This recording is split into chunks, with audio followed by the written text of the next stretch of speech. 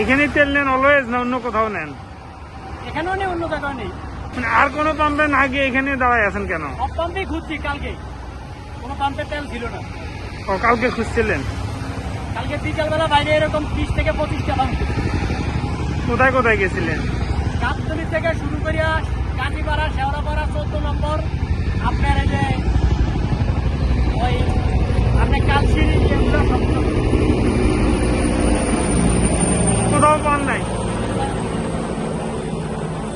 এখানে কি বলতেছে এখন?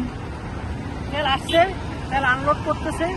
আনলোড করলে তেল স্থির দিব, তারপরে গিয়ে তেল